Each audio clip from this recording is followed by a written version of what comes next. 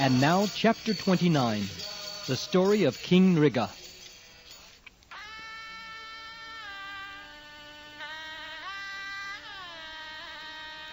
Once the family members of Lord Krishna, such as Samba, Pradyumna, Charubanu, and Gad, all princes of the Yadu dynasty, went for a long picnic in the forest near Dvorka. In the course of their excursion, all of them became thirsty, and so they tried to find out where water was available in the forest.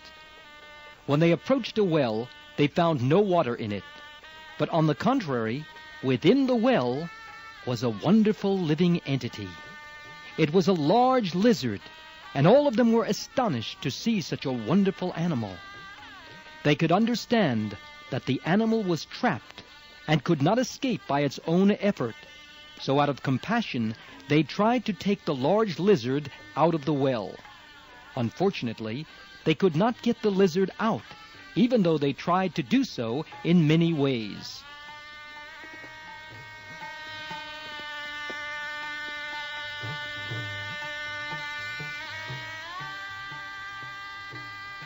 When the princes returned home, their story was narrated before Lord Krishna. Lord Krishna is the friend of all living entities. Therefore, after hearing the appeal from his sons, he personally went to the well and easily got the great lizard out simply by extending his left hand. Immediately, upon being touched by the hand of Lord Krishna, that great lizard gave up its former shape and appeared as a beautiful demigod, an inhabitant of the heavenly planets. His complexion glittered like molten gold. He was decorated with fine garments, and he wore costly ornaments around his neck. How the demigod had been obliged to accept the body of a lizard was not a secret to Lord Krishna, but still, for others' information, the Lord inquired, "My dear fortunate demigod, now I see that your body is so beautiful and lustrous. Who are you? We can guess that you are one of the best demigods in the heavenly planets. All good fortune to you. I think that you are not meant to be in this situation. It must be due to the results of your past activities that you have been put into the species of lizard life. Still, I want to hear from you how you were put into this position. If you think that you can disclose this secret, then please tell us your identity."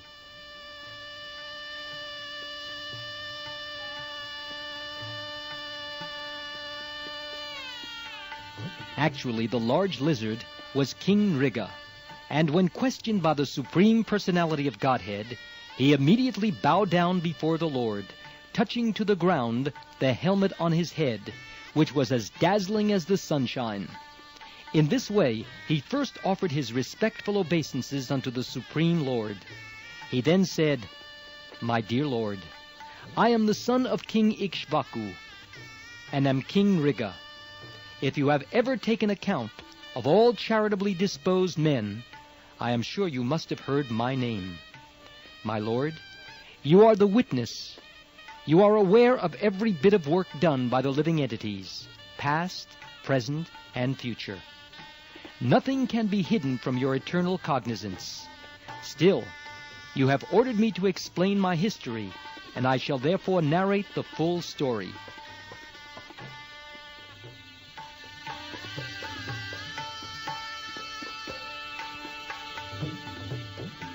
King Mriga proceeded to narrate the history of his degradation, caused by his karma kanda activities.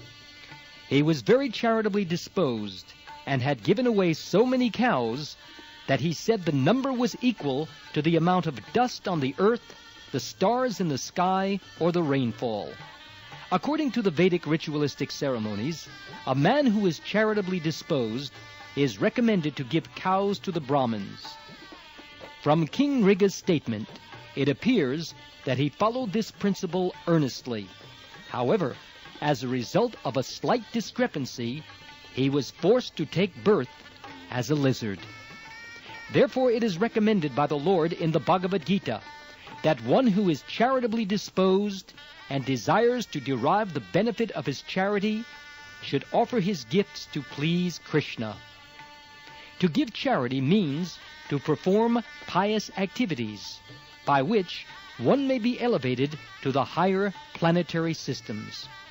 But promotion to the heavenly planets is no guarantee that one will never fall down. Rather, the example of King Rigga definitely proves that fruitive activities, even if very pious, cannot give us eternal, blissful life. As stated in the Bhagavad Gita, the result of work, either pious or impious, is sure to bind a man unless it is discharged as yajna on behalf of the Supreme Personality of Godhead.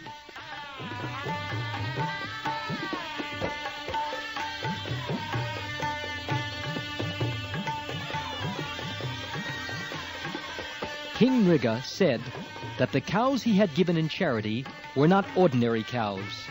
Each one was very young and had given birth to only one calf. They were full of milk, very peaceful and healthy. All the cows were purchased with money earned legally. Furthermore, their horns were gold-plated. Their hooves were bedecked with silver plates, and they were covered with necklaces and with silken wrappers embroidered with pearls.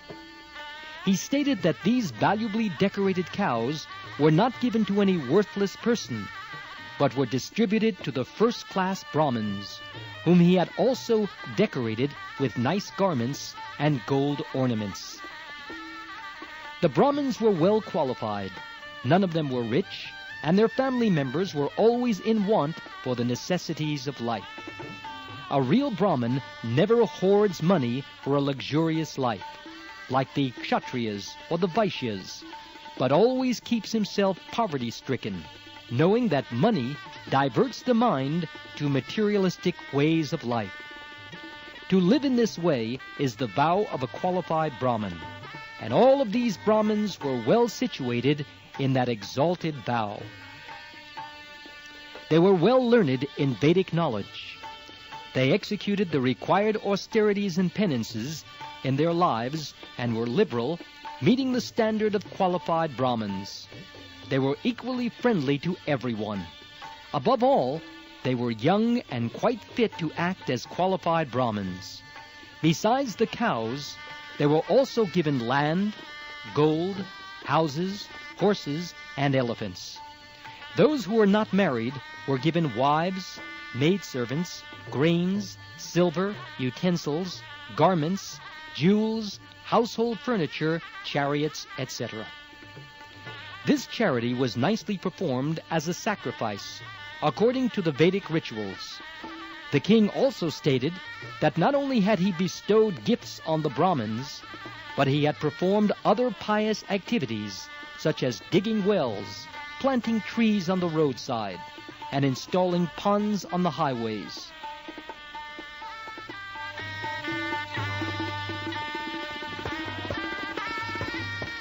The king continued, "In spite of all this, unfortunately, one of the Brahmin's cows chanced to enter amongst my other cows. Not knowing this, I again gave it in charity to another Brahmin. As the cow was being taken away by the Brahmin, its former master claimed it as his own, stating, 'This cow was formerly given to me, so how is it that you are taking it away?' Thus there was arguing and fighting between the two Brahmins, and they came before me and charged that I had taken back a cow I had previously given in charity. To give something to someone and then take it away is considered a great sin, especially in dealing with a Brahmin. When both the Brahmins charged the king with the same complaint, he was simply puzzled as to how it had happened. Thereafter, with great humility, the king offered each of them 100,000 cows in exchange for the one cow that was causing the fight between them.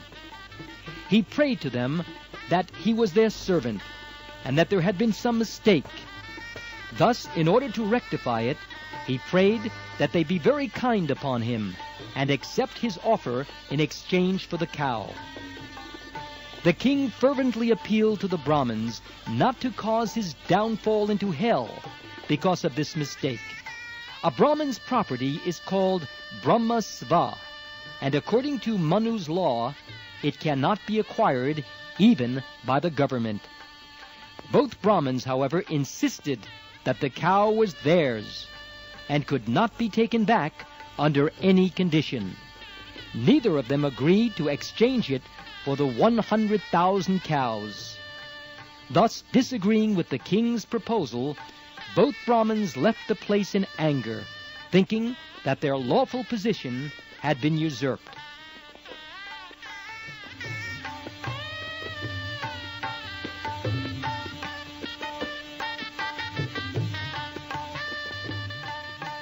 After this incident, when the time came for the king to give up his body, he was taken before Yamaraj, the superintendent of death, who asked him whether he first wanted to enjoy the results of his pious activities or suffer the results of his impious activities.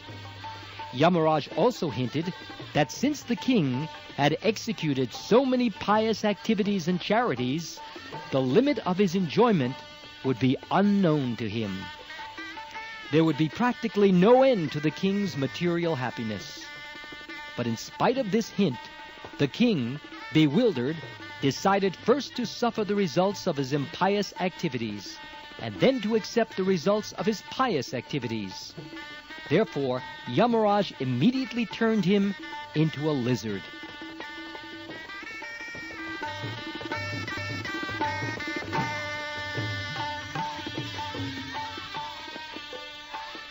King Riga had remained in the well as a big lizard for a very long time.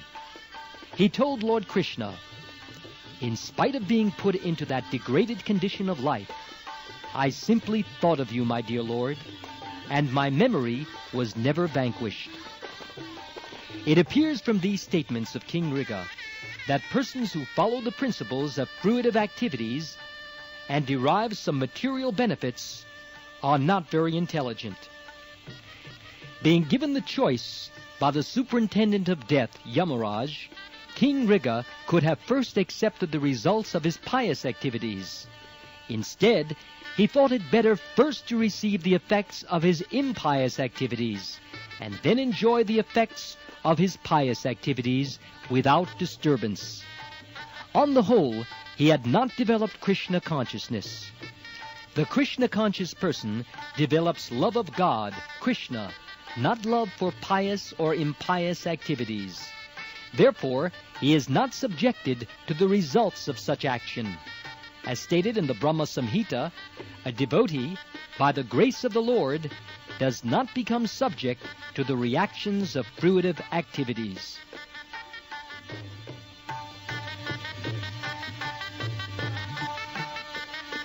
Somehow or other, as a result of his pious activities, King Riga had aspired to see the Lord. He continued, "My dear Lord, I had a great desire that someday I might be able to see you personally. I think that my tendency to perform ritualistic and charitable activities, combined with this great desire to see you, has enabled me to retain the memory of who I was in my former life, even though I became a lizard." Such a person who remembers his past life is called Jati Smara. My dear Lord, you are the super soul seated in everyone's heart. There are many great mystic yogis who have eyes to see you through the Vedas and Upanishads. To achieve the elevated position of being equal in quality with you, they always meditate on you within their hearts. But although such exalted saintly persons may see you constantly within their hearts, they still cannot see you face to face. Therefore, I am very much surprised that I am able to see you personally. I know that I was engaged in so many activities, especially as a king. Although I was in the midst of luxury and opulence, and was subject to so much of the happiness and misery of material existence, I am so fortunate to be seeing you personally. As far as I know, when one becomes liberated from material existence, he can see you in this way.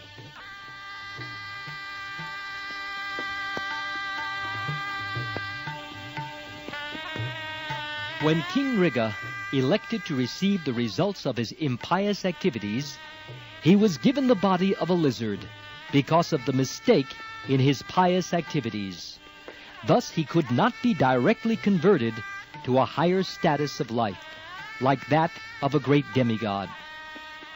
However, along with his pious activities, he thought of Krishna, so he was quickly released from the body of a lizard and given the body of a demigod.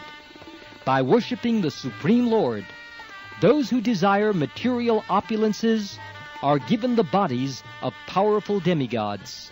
Sometimes these demigods can see the Supreme Personality of Godhead face to face, but they are still not yet eligible to enter into the spiritual kingdom, the Vaikuntha planets.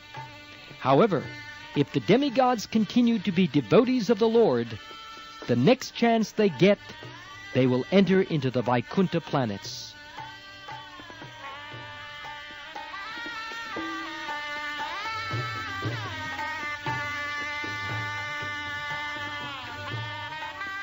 Having attained the body of a demigod, King Rigga, continuing to remember everything, said, "My dear Lord, you are the Supreme Lord and are worshipped by all the demigods. You are not one of the living entities. You are the Supreme Person, Purushottam. You are the source of all happiness to all living entities. Therefore you are known as Govinda. You are the Lord of those living entities who have accepted material bodies and those who have not yet accepted material bodies. Among the living entities who have not yet accepted material bodies are those who hover in the material world as evil spirits or live in the ghostly atmosphere. However, those who live in the spiritual kingdom, the Vaikuntha Lokas, have bodies not made of material elements. You, my Lord, are infallible. You are the supreme, the purest of all living entities. You live in everyone's heart. You are the shelter of all living entities, Narayan. Being seated in the heart of all living beings, you are the supreme director of everyone's sensual activities. Therefore you are called Rishikesh.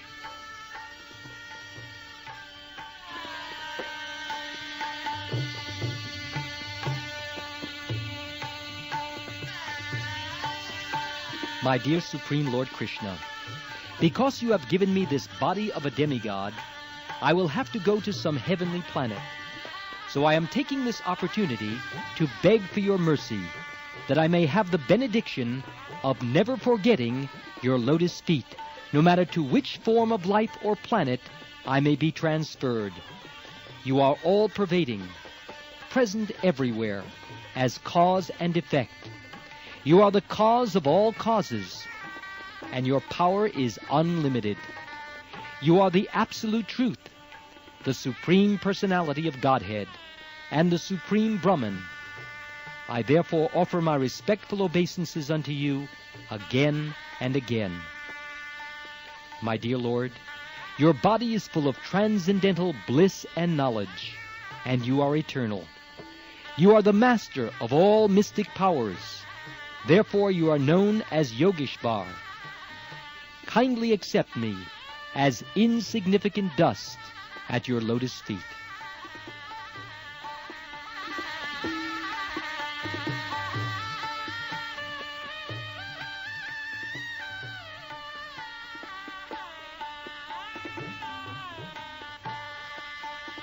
Before entering the heavenly planets, King Rigga circumambulated the Lord, touched his helmet to the Lord's lotus feet, and bowed before him.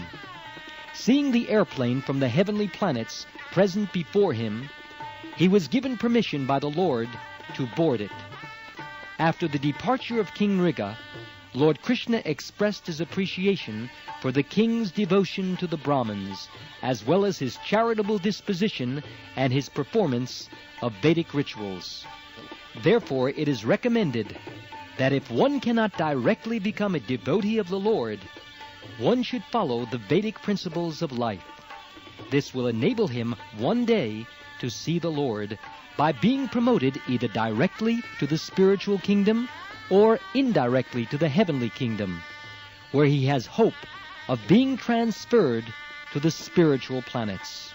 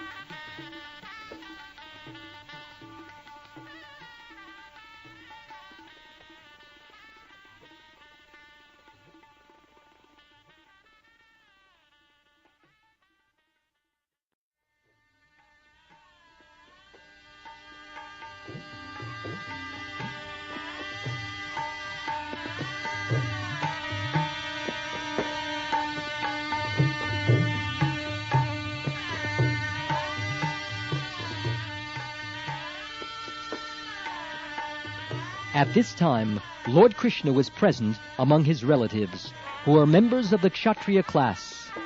To teach them through the exemplary character of King Riga, he said, "Even though a Kshatriya king may be as powerful as fire, it is not possible for him to usurp the property of a Brahmin and utilize it for his own purpose. If this is so, how can ordinary kings who falsely think themselves the most powerful beings within the material world usurp a Brahmin's property? I do not think that taking poison is as dangerous as taking a Brahmin's property. For ordinary poison, there is treatment. One can be relieved from its effects. But if one drinks the poison of taking a Brahmin's property, there is no remedy for the mistake." The perfect example was King Riga. He was very powerful and very pious, but due to the small mistake of unknowingly usurping a Brahmin's cow, he was condemned to the abominable life of a lizard. Ordinary poison affects only those who drink it, and ordinary fire can be extinguished simply by pouring water on it. But the Arani fire, ignited by the spiritual potency of a Brahmin, can burn to ashes the whole family of a person who provokes such a Brahmin. Formerly, the Brahmins used to ignite the fire of sacrifice not with matches or any other external fire, but with their powerful mantras called Arani. If someone even touches a Brahmin's property, he is ruined for 3 generations. However, if a Brahmin's property is forcibly taken away, the taker's family, for 10 generations before him and 10 generations after, will be subject to ruination. On the other hand, if someone becomes a Vaishnav or devotee of the Lord, 10 generations of his family before his birth and 10 generations after will be liberated.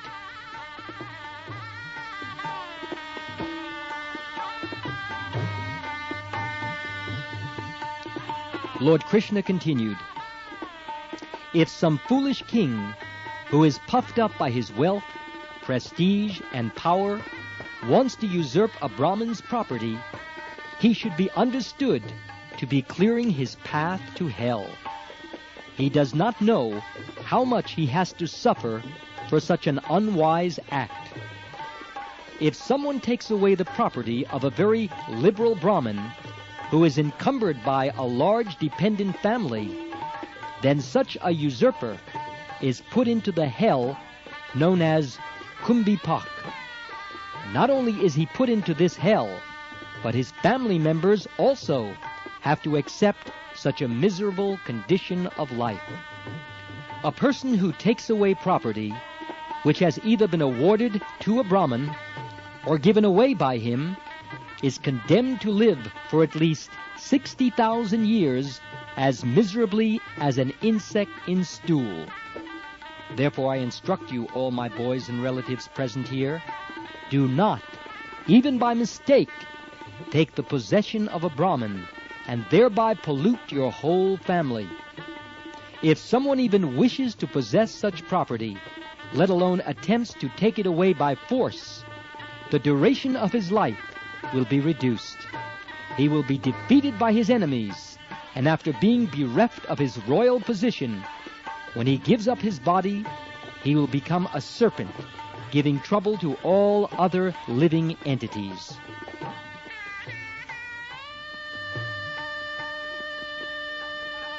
My dear boys and relatives, I therefore advise you that even if a Brahmin becomes angry with you and calls you ill names or cuts you, still you should not retaliate.